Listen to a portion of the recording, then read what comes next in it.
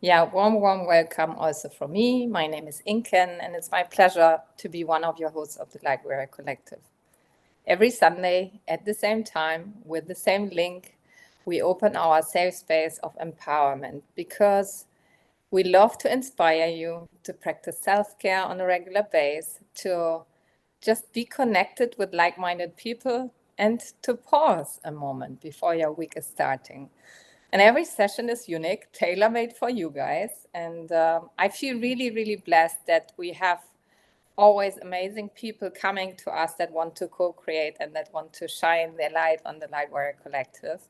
And today is such a day. So Jen is here, and I'm super, super grateful for her because I feel I got connected via our dear Anna, and I feel she's a really beautiful soul, and I love her story. I feel it's very powerful what you have to share. And through my story of pain with the MS, your story, I feel really connected in a very special way. And I really appreciate that you're here, sharing your wisdom and shining your light on this very important topic of pain, because I feel, in our world, there are a lot of people who struggle with this topic. And I think we need to speak more about that, and we need to share more the wisdom about it. So I'm really grateful you're here, lovely. Thank you so much for your light and for sharing your wisdom. I hand it over to you. You can explain a little bit more about yourself and connect with our beautiful group. And let's get started. Thank you so much. Thank you for welcoming me that warmly, and thank you everybody to allow me to talk about that today. So my name is Jen. My real name is Geneviève Chénard in French, so for the one who like the sound of it, but going forward, you can all say Jen. I struggle with pain for the last almost 10 years. So the real huge crisis and flare start in 2017. And so like Inken was saying, I struggle with it, and I went like everybody in the journey of trying to make the hospital and the doctor and the specialist fixing it for me, because that's what we do. We have pain, we try to have a label, and then we have a name, a diagnostic, so we think we will finally get better. But it's totally not the way it works. And for me, I think it's the way I've been educated, thanks to my dad, but I always find the why. And the doctor will tell it, were telling me, you will never know, like don't try to find. And I did not listen, and I tried for the last 10 years to understand what was going on. And I think I pretty did it in some way. So of course, healing is not like a destination, it's a process. So there's still things happening, but I can say that I pretty much find a way to get back to balance on my feet every time. So I prepare a presentation because I love talking about pain, and I can keep you forever all day talking about it. So I try to make it like on time, and I want to also hear about you at the end. So I'm gonna share now to start. Just let me start the slide here like that and share. So just put me, oh, thank you, Water. I was like, put me a thumb up, but it's already done. So now I have to find you guys. Okay. I need to find my presentation myself, that's interesting. Okay, it's there. So here it is. Just to talk a quick, like few minutes about me, like the picture here resume really, really good, actually. So I'm a mother. I love traveling. I love doing crazy thing like cold, free water here in Canada. Like, so the setup you see there is when I swim in spring around April. So the water is like 4 to 10 degrees. So that's what I look like. Playing volleyball with my partner. Up there, it's in Mine Valley with few of you people. I just want to know, I don't see myself, Water. It's okay? Okay. That's fine. You look perfect. Perfect. Okay, so that was a quick presentation. So for resuming all this, I'm a deep and soulful human. I try to, one of my biggest value is to serve. And like I told you, I walk myself that big path and that journey of healing. I'm also certified. I had my master degree in environment, so that made me very scientific ground base for everything that I will talk to you about today. But I'm also a naturopath and a health coach, which is really intuitive. So it's a bit a mix of all of this together. So let's start with that. So today presentation is about shifting the pain paradigm. It looks really big, but actually it's really, really simple. The paradigm is kind of simply a way of seeing and understanding our world. So let's say people believe the earth can be flat or earth can be round. So people who believe that paradigm will be oriented in some way for everything they are thinking, acting, or talking. So it's a bit the same in the case of pain. So it's the lens and the framework that the scientific, the doctor, the researchers, and even us, the patient, think, believe, and work around pain. So that is really important. And I think that this mission of mine and like whoever wants to embark on this journey is a big game changer for the treatment of chronic pain. So like I said, I'm a health coach, a pain transformation coach too. And my little coach business, let's say, is called Holistica Health and Wellness that you can find, and I will give you all the detail later. So my mission, like I said, I love talking about pain. I love sharing about knowledge. And all of the thing that I share is always based either on doctors, specialists, literature, and it's all science-based and well-known protocol and therapy. So the most mind-body approach that influenced me are Alan Gordon, the pain reprocessing therapy, PRT, and the body-based therapy. Maybe some of you heard about Peter Levine, Bessel van der Kolk, who wrote also The Body Kept the Score. And there's also the Walls Protocol, which is more into the nutrition part. So I mention it because I use this, but I'm really more into mind and body therapy. So I invite you to going through this session to think about your relationship with pain. Most of people, when they get pain, and I'm not talking just about like a finger or something, but really deep pain, the most common feeling that we have at the time is fear in all of its forms. So it can be distress, despair, anger, question like, why me? You know, it's really disempowering, and it's mostly negative emotion. So my question is, what is it for you? If you take a moment and even like close your eyes if you need, and you go back in the last moment you were in pain, and to think about your emotion, what type of emotion, thoughts came up?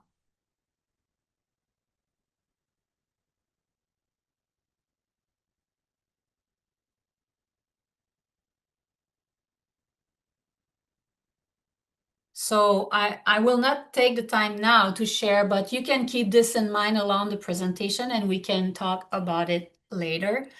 And I will restart the presentation with that quote, which means if you listen to your body when it whispers, when it's giving you little signal, the more you get good at having those whisper heard, you'll never have to hear it scream.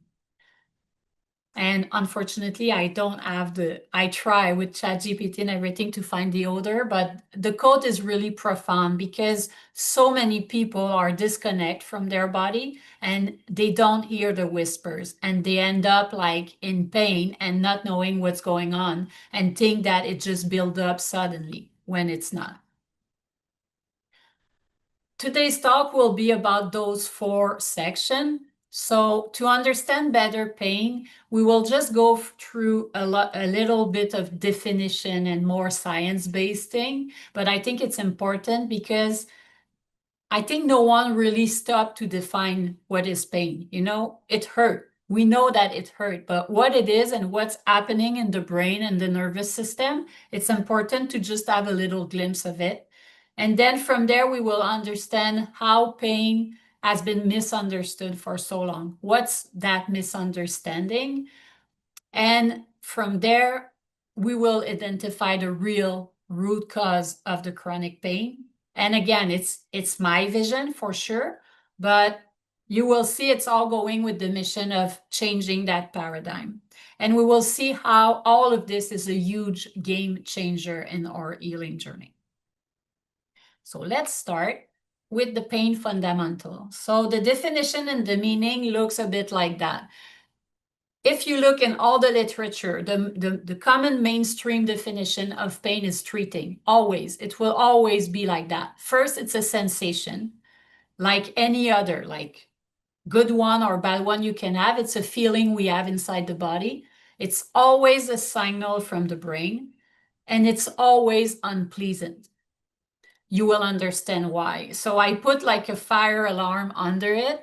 Like if you sleep at night and there's a fire and you need to get out, the fire alarm will not play a soft song or a little lullaby. It will be very loud, and it needs you to get awake and get out of there. So the pain is exactly that same purpose. It's to tell you there's something wrong. It needs to be unpleasant because you cannot keep working or playing volleyball or whatever. You need to stop. And where it comes from, there's two big groups here that we will really separate. All the structural pain, which is you cut your arm or you break your leg, there's really a structural damage. It will come from the nociceptors. So I'm not getting really into all the detail, but the nociceptors are specialized sensory neurons all over your body.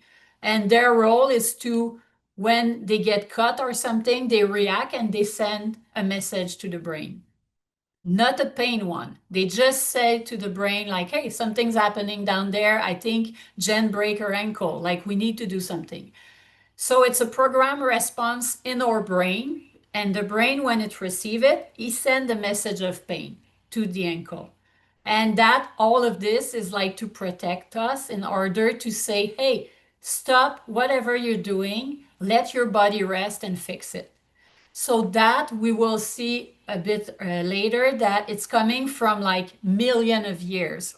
It's a survival mode. Maybe some of you know stress, the fight or flight and everything.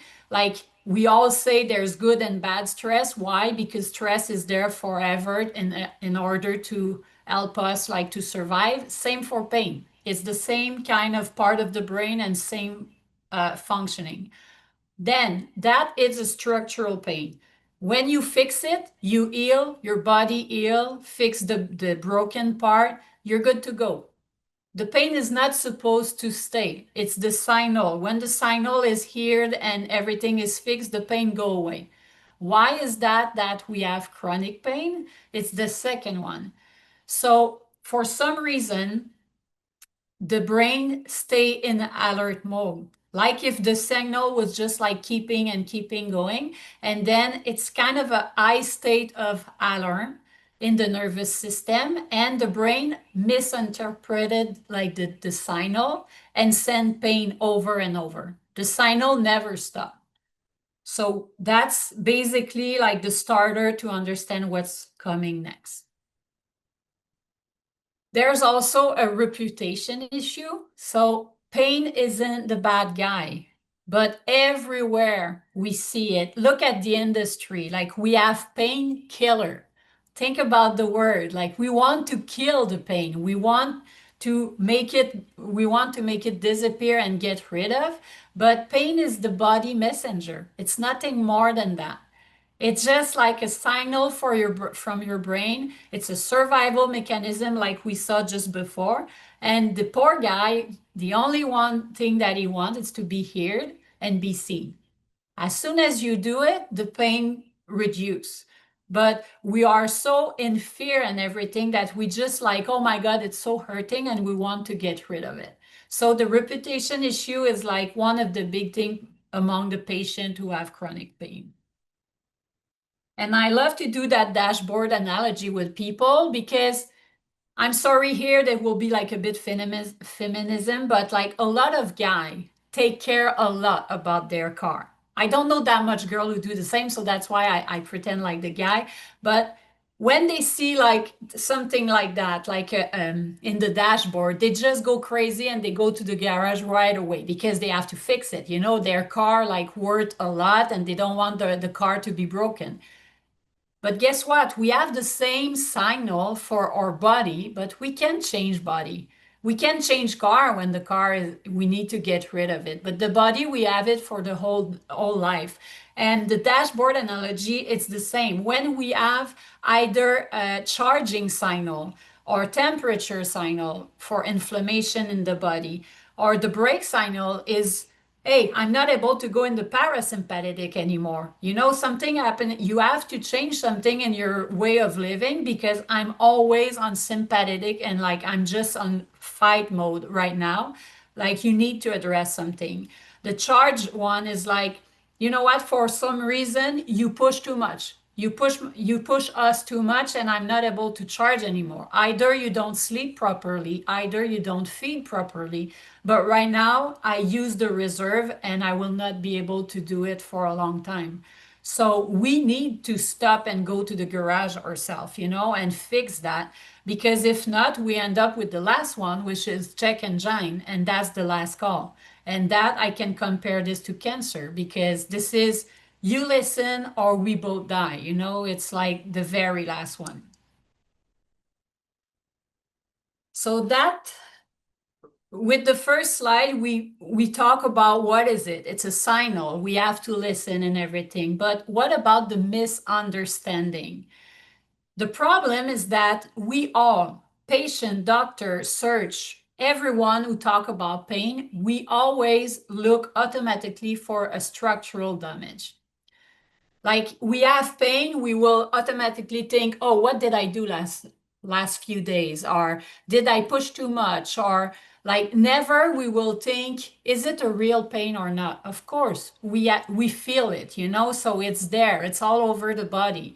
So our brain, it's biologically programmed for million years with the limbic system behind. So I will not describe all the part of the brain, but let's say in the front, it's the rational thinking and everything. In the back is like the survival. We will go like just big like that. So for so long, the brain, it's what I told you before. The caveman is chasing a mammoth and he break his leg. The brain will send a signal, go in the cave, rest, fix it. So for so long, we think that every time we have pain, we have to fix something. Same for the doctor. Guess what? Not for a million years, but forever, they've been trained, educated, and drilled to look for physical symptoms. So if you show up in the hospital with inflammation, they will try to find with X-ray, MRI, whatever they can find in the blood to find something that they can cure and do a treatment for. That's what they do. And they are really good at it. Don't get me wrong. If you break your leg, they even have like screw and metal part and everything that they can put. But when it comes to chronic pain, they are not really wired the way of having reflex to think that it may become from the brain. And the science and medicine, they are really slow and hard to adapt. Like so it will be depending on the doctor you're talking about, like about that. So right now it's like there's a transition, but it's getting really slow to the new reality of neuroscience and findings from the neuroscience. So again, I show you like the two type of pain, the structural pain and the cerebral pain. So like I said, you show up with a broken leg, there's X-ray, MRI, medical exam, then they find the problem. They decide what treatment or surgery they will do, if you need a cast or something like that. Then they send you back home, the time will pass and your body will heal. Then the pain gone. In structural pain, there's an end of pain. It's not chronic. In the other side, maybe in Ken you will relate to that, but when you show up with pain like that, the doctor often say there's nothing wrong. We can't find anything. There's no clinical reason for your pain, and they will send you back home and take ibuprofen or take like any painkiller. And then you get back home, and what you can begin to observe is that your pain would fluctuate with high stress level, with emotion. Something will happen in your life, and you will be like, oh my God, the pain gets worse. Also, the intensity, the location in your body, and the severity of the pain are changing. Like sometimes, like for me, for example, I was going to bed with pain in my left shoulder, waking up with a wrist on the right side. So there's no way I did structural damage while I sleep on both different sides of my body. So it's moving like that. So that are really good indicator of possible mistaken interpretation in the brain, which we call neuroplastic pain. So we get more and more into it. So now I'm taking you from the general pain, and we will go like really stick with the neuroplastic one. So unfortunately, the brain can learn pain, and he's really good at it. So neuroplasticity is the brain ability to change its structure and its function by forming new neural pathway. So it will do that in response of either your experience, life experience, your learning, or repeated thoughts or behavior. And I repeat this one, repeated thoughts or behavior. So what happened is like the system in the brain works based on neurons. And there's a say that neurons that fire together wire together. When people get excited together, they get party and they stay together. That's how it happens in the brain. So Donna Hebb is a very good, I'm not sure if it's psychologist, biochemist, or psychiatrist, but anyway, like a well-known searcher. And the basis of habits and learning, that's how we do. A kid who starts learning to walk, he will go very like clumsy, really like not so good, but then he will slowly create that pathway in the brain, and then like the neuron will cluster together, which we call synapses, and then it will get easier and easier. So whatever we repeat and repeat, the athlete will repeat movement, or pianist will repeat piano and stuff. So that's the brain who get like more developed and created that learning. So that cluster of neuron will reinforce the signal and the learning. And unfortunately, again, it worked the same in chronic pain. So what is the root cause of chronic pain? With all the things we said here, we understand that there's the structural one, that there's a end of pain, and there's the neuroplastic one. And we know that there's a cause that leading the brain to change and make that mistake and sending a signal over and over. So what is that big cause that create this cluster of neuron to create for most of people? We talk about like for the study right now that they are out there in the literature, they talk about 90% of chronic pain patients that have actually a neuroplastic pain. Any idea in the chat or whatever? It's something that really universal and affect most of people. And I call it fear. And here, don't get, we have to understand fear. It's not like Halloween, zombie movie and everything, fear type of thing. It's really the universal state of mind when we're not feeling safe. So what's creating that buzz in your brain that the brain thinks that he is under alert is all those behavior and thought that we keep repeating and repeating. So it's wired in the brain that we are under threat. And if you follow that explanation right here, it's the same than stress. So stress is a part of the fear. If you are constantly under stress, you create that alert in your brain. And so whatever signal will come, you will be really likely better to receive like a signal of pain and creating pain in your body.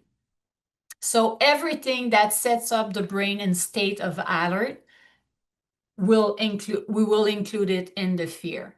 And what is really bad is that pain equals sensation, we talked about it before, plus fear. If you have this equation and you look just on the side, you get into the chronic pain cycle. So you feel pain, you worry that it will get worse, you worry because it hurt, then the pain gets worse, then you have fear that maybe you will get more pain and you will never get out of there. And then you keep going, that's spinning over and over. And the worst part in that is when you go to see your rheumatologist, what he will say to you, take your meds because it will get worse.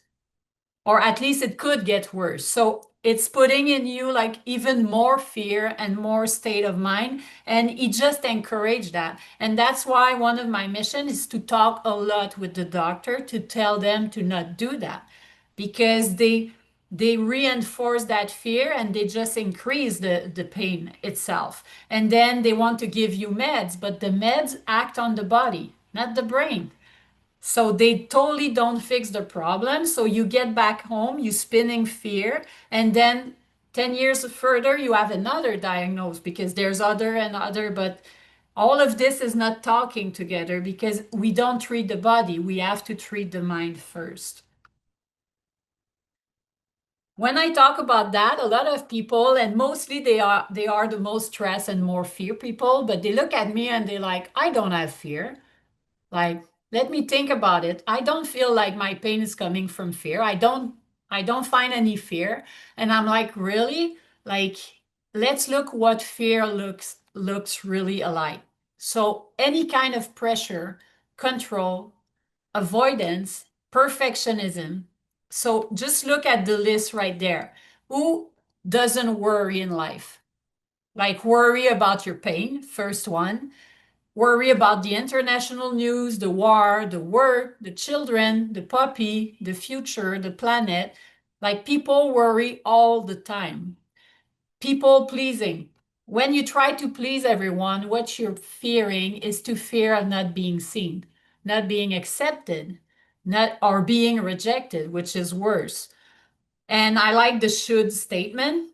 Like when you get up in the morning and you have 20 things you should do, that's pressure right there. And the overstatement, over controlling, over parenting, over analyzing, it's all type of thing that will keep you in stress or alert. And I finish with the mobile, like the cell phone. It's like I'm not getting into that reaction, but the dopamine cortisol reaction is one of the worst in the cell phone. So what's happening in your brain is like you have a ding on your phone, you get a rush. And then if the ding is like your lover sending you in this little emoji with heart and everything, you get dopamine. It's cool, like the dopamine feel great and everything. It's like a treat. It's like Pavlov dog with a treat. But the problem is like the rush that make you go and see your phone right there is cortisol. So there's a British study that they find out that average people, let's say maybe business people, I did not read it, but say that we have between 150 and 220 notification a day. So think about it. Every time the notification get in, you get cortisol. So people that have a phone and are not aware of that and consciously stop the notification and all of this, they are literally sinking in cortisol all day. So right there, you are right in alert in your brain. The hope is that this pain, fear, chronic cycle can be broken. But healing can only very begin when fear ends. So I put the equation right there that we had before. You have pain equals sensation plus fear. So the minute you begin to be aware of that, and that's the whole point of the PRT therapy, it's like to come with the patient to observe gently and kindly, like your fear and how it's showing up. And you realize slowly but surely that you can take it away. Pain only equals sensation. And a sensation is the body is like any other sensation, it can go away. So as soon as the person is honestly doing the work, because if the person try to show like and stay in the front and like rationally try to get rid of the fear, it doesn't work. It need to be in the body, in the nervous system, and really like feel and felt deep down. And then the pain just come back to what it's supposed to be, a normal signal in the body. It feel heard and seen, and it can go away. So that right there is the big game changer in the whole system of treatment of chronic pain. And I was talking with a colleague, she's a very nice rheumatologist, one of the nicest, because she is super open-minded to all of this, and she's very a nice and soulful human being before to be a rheumatologist. And she was telling me her 4 legs of chronic pain healing. Like, so she compared this to a bench or a chair with 4 legs. There's nutrition, mobility and movement, sound sleep, and inner stillness. What I find wrong in that list that she gave me, it's like based on what I just told you and I share with you, inner stillness to me, it's always like the last one in the chronic need of health, like it's, oh, go walk in the wood and meditate and everything. But with what we understand, I'm not saying the other one are not good. You need to eat healthy and like whole food and everything. You need a sound sleep and all of this. But whatever you try, and trust me, I tried so many things in 10 years. And I was just like, why? I eat good, I do everything it's supposed to be, but I still have pain. It's because I was in fear. So to me, like the very first thing that should be addressed with patient or even ourselves when we are in pain is like, am I in fear? What's going on in my regulated emotion in my nervous system? And it need to start right there, because whatever you eat, croissant or not, or milk or not, or gluten and sugar and everything, if you care about this but you are in constant fear, you will stay like highly in pain anyway. So how we do that from fear to power, whatever make you feel. You need to reconnect with the body. Like in all, I'm developing a program right now, and like the very first part is not going into knowledge and everything, is like, how connected with your body are you? How you feel right now? And like I learn people to check in and feel. So whatever make you feel grounded, free, and alive. I like the next one. So I found this about like I was working with IT guy and I said, just wait, I want to do a screenshot. So we were working around like a problem on my laptop and I saw this. So this is it. How you make it, you check your connection and you try again. I found this so spot on. Like you never hit the cancel button, never. You cannot cancel on your body. He never cancel on you since the day you born. So you never cancel. You must always try again.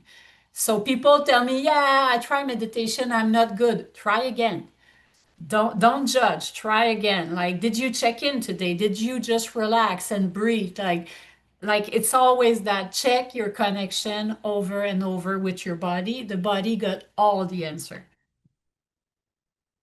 So that's good to connect, but there's other like level you can do it.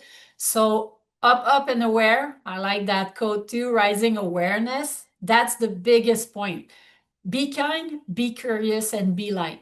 Don't check your pain like an eagle looking at his prey. It's just it's there. It's like when we meditate and we look at the thought like passing by. It's okay. They are there. I'm not controlling anything. I let it go. So that's the recipe for me. So slow down, breathe.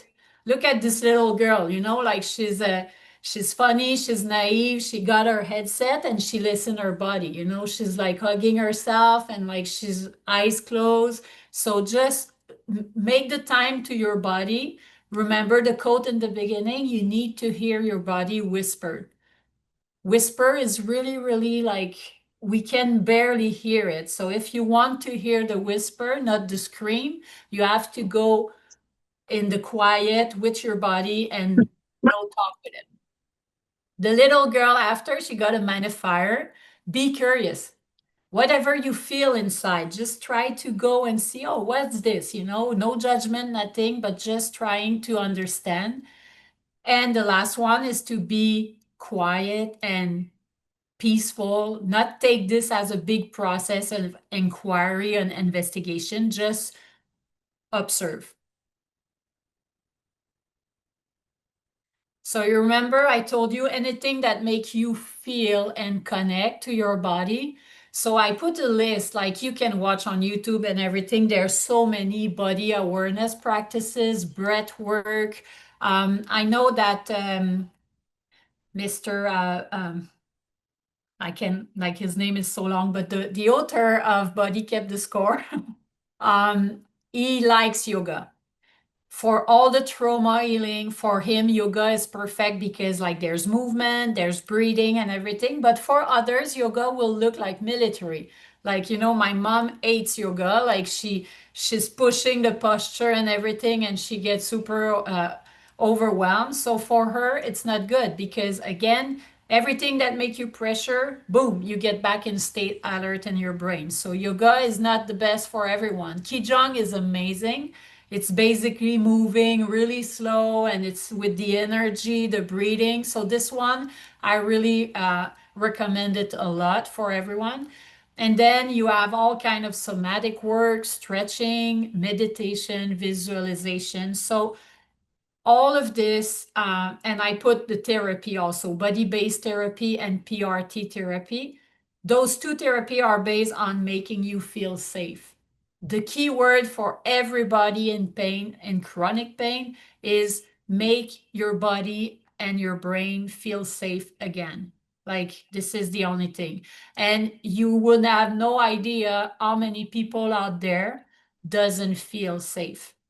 Even if they act strong, they are CEO, they are like big people, famous and everything. You bring them in meditation and they will cry when you say those words. Like it's very, I would say, spread all over the world right now. So I I talk a lot. I love it actually, and I try to make it very simple and like very understandable.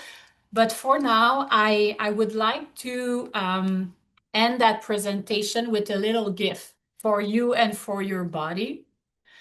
Um, for the one who were in Tallinn with and who knows Ronan Diego de Oliveira, like the coach of Holo Body, I think he did this 2 years in a row, but I don't remember if it was the first or the second. But he came out with a O Ho'oponopono prayer that he adapted from the Hawaiian like tradition and everything, but it was for the body. And I remember being in the room, I think he did it 2 years because the first year I cried so bad because it was totally my story with my body. And the second year he did something similar and I was like, huh, I'm really better, I will not cry. And he hit me again. So it really like resonate with me because let me read like just a little definition here. Ho'oponopono is a traditional Hawaiian method of conflict resolution, forgiveness, and reconciliation, and it's aimed at restoring inner and outer balance. But that thing is working between people usually. They will use it in family and relationship, and it's allow us to reestablish the harmony within ourselves and also with other. So what Ronan did is use that, and he turned out in a prayer between him and his body. And I found this very, very smart. And it goes like this, like for the one who knows, it's like, I'm sorry, forgive me, thank you, and I love you.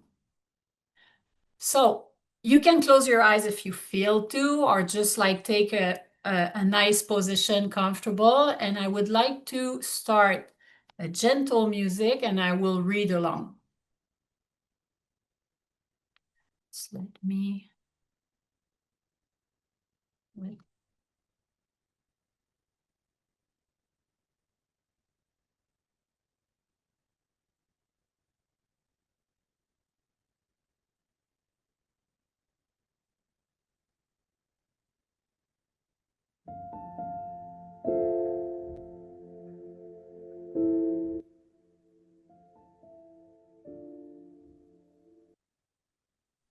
Almost there.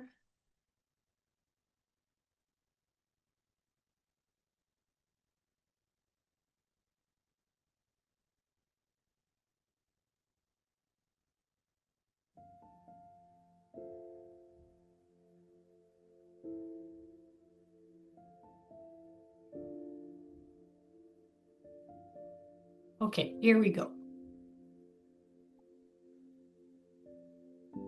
My dear body, I'm sorry for the time that I didn't accept you, and all the times that I wish you were a different one.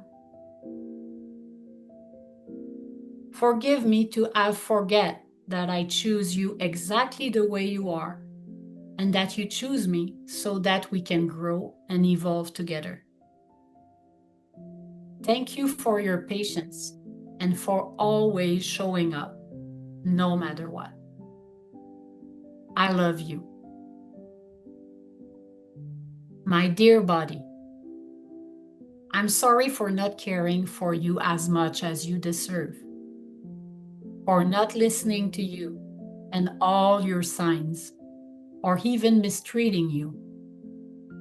I'm sorry for sometimes feeding you more than what you needed, or with poor quality food. I'm sorry for all my repetitive and unconscious behaviors that keep showing up sometimes and harm both of us. Forgive me for any intentions of self-destruction. Forgive me for when I projected any existential and emotional faults into excess with you. Forgive me for my lack of balance, for all the times that I uncontrolled pushed beyond what we needed. Forgive me for all the times that I overload your organs with emotional outbursts. I'm sorry for the emotion that I got attached to too much and that got rooted within you, causing pain and damage to both of us. Today, I want to thank deeply all of your organs working relentlessly since the day I was born. I thank your kidneys that filter everything. I thank your digestive system that allows us to assimilate what nourishes us and discard what is not necessary.